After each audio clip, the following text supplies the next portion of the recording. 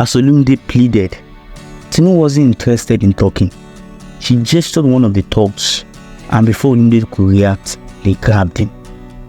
The church erupted in chaos as the guests scrambled to get out of the way. Amaka, the quietest but most hot of the three women, stepped forward with tears in her eyes. Olumide, you made promise to all of us. You can't just walk away from your responsibility. The thugs dragged Olumide out of the church into a waiting van. Despite the prayers and cries from Ifeoma and the guests in the church, Olumide was driven off inside the van.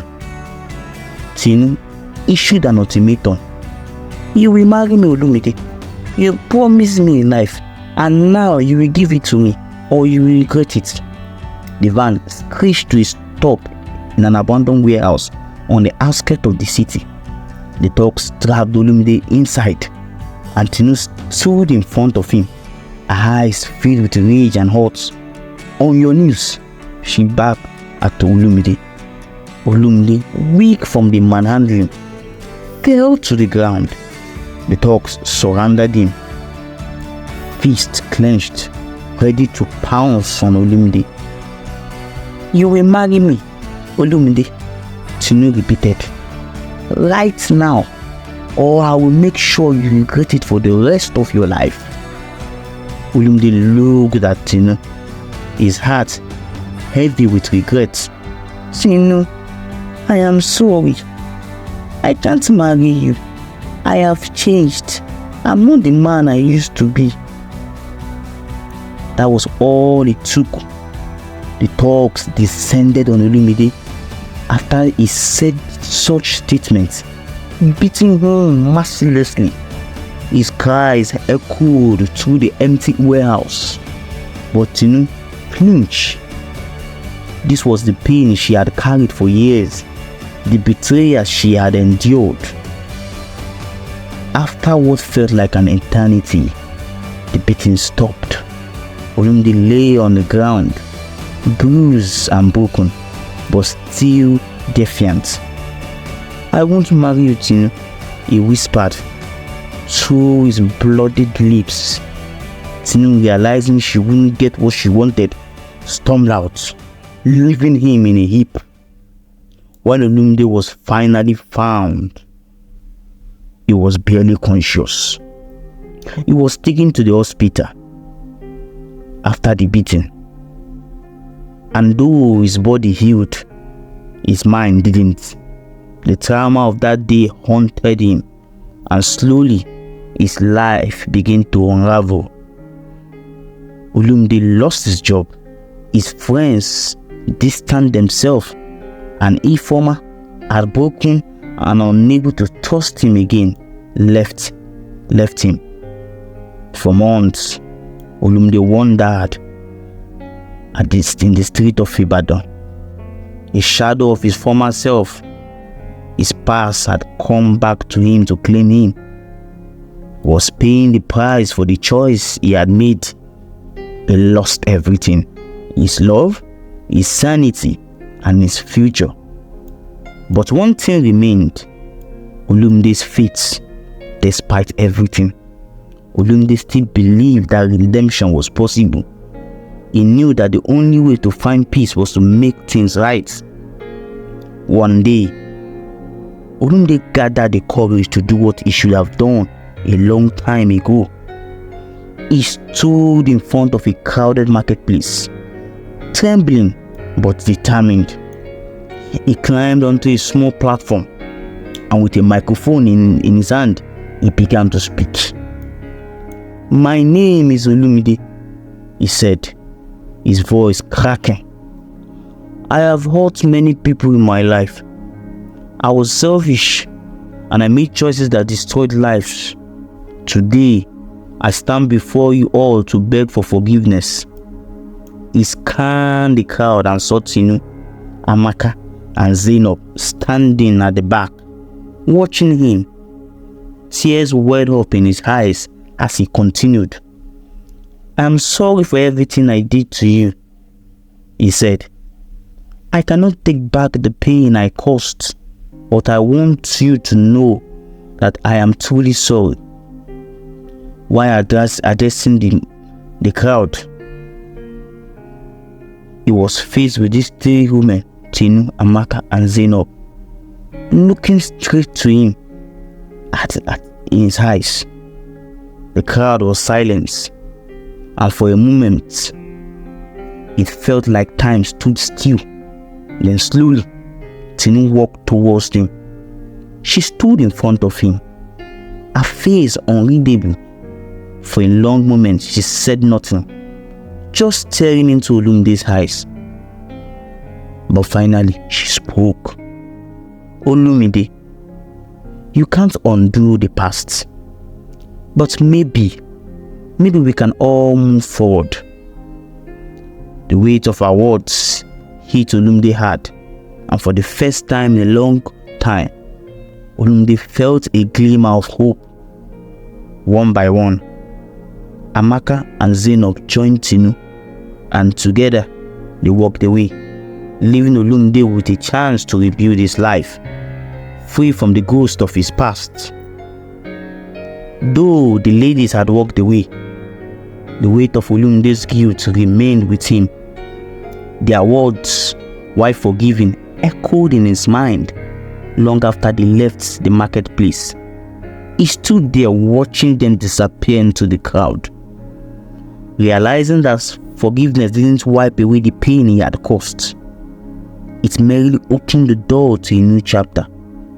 But whether Olumide could walk through that door depended entirely on him. Days passed, and Olumide tried to rebuild his shattered life. He found work at a local construction site, doing manual labor, earning just enough to survive. Every day was a struggle, not just physically but mentally for Olumide. The trauma of being kidnapped, beaten, humiliated at his own wedding had taken a toll. Olumide would wake up in the middle of the night, drenched in sweat, hearing the horns and laughter of the thugs who had hurt him. He had lost everything: his fiancée, his career, his standing in the community, and almost his feet. But slowly, step by step, Olumide began to recover.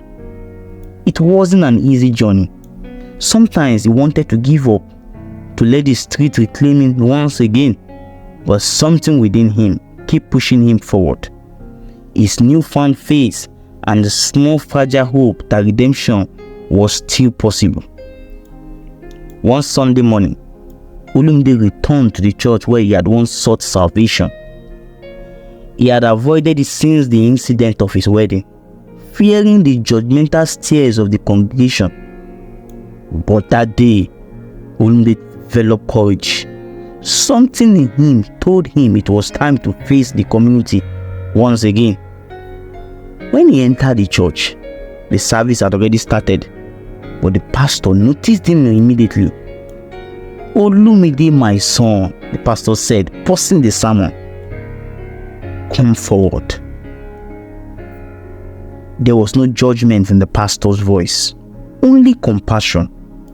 The congregation murmured as Olumide hesitated, but the pastor's kind eyes urged him to move. Slowly, he made his way to the front of the church. As he stood there, he felt the weight of his mistake he had ever made. The pastor said, looking right at Olumide, "Olumide, you have been too much." The pastor began, addressing the congregation, "But we serve a God of second chance." The pastor placed his hand on Olumide's shoulder, and for the first time in months, Olumide felt a sense of belonging. He was not being judged, he was being welcomed. The service continued, but from that day forward, Olumide became a regular at the church, immersing himself in the teachings and finding solace in his faith. He knew that his redemption was not just about asking for forgiveness. It was about changing his life completely and doing right by the people he had wronged. Weeks turned into months, and while Olumide's life was far from perfect, he found peace in his new routine. He volunteered at the church, helping to feed the needy. He also started mentoring young boys in the neighborhood, warning them about the dangers of street life. His message was simple but powerful. It's never too late to turn your life around. This was the message Olumide was preaching throughout his lifetime. One day, as Olumide was sweeping the churchyard, he saw a familiar figure approaching. It was Ifeoma. His heart skipped a beat. He felt an overwhelming sense of shame. Ifeoma had every right to hate Olumide after what happened at the wedding. He had ruined her chance of happiness, but as she walked closer, Olumide noticed the softness in Ifeoma's eyes. No anger or bitterness. "Olumide," she said softly, her voice filled with emotion. "I've been hearing about the work you are doing here." Olumide wiped the sweat from his brow, unsure of how to respond. He didn't want to burden her with his presence. If she had moved on. "Ifeoma, I am sorry for everything," Olumide said. She nodded, looking down at her hands. "I know. I've seen how hard you have been trying to make things right." For a long moment, she stood in silence, the weight of the past hanging between them. Then Ifeoma spoke again. "I'm not saying things can go back to how they were, but maybe we can start again as friends." Olumide's eyes filled with tears. He had longed to hear those words, but never expected them so soon. He nodded, his voice choked with emotion. "I would like that, Ifeoma." He was so happy. Their friendship was slow to rebuild, but it was genuine. Ifeoma saw the change in Olumide's behavior. He was no longer the brash, reckless boy she had once loved, but a man humbled by life and determined to make amends. As they spent more time together, they laughed, shared memories, and even talked about the future. But this time, there were no grand promises, only the quiet understanding that healing took time. Meanwhile, Tinu, Amaka, and Zainab began to move on with their lives as well. Though Olumide's public apology had been a step forward, healing these three women, each of the three men had to find their own path.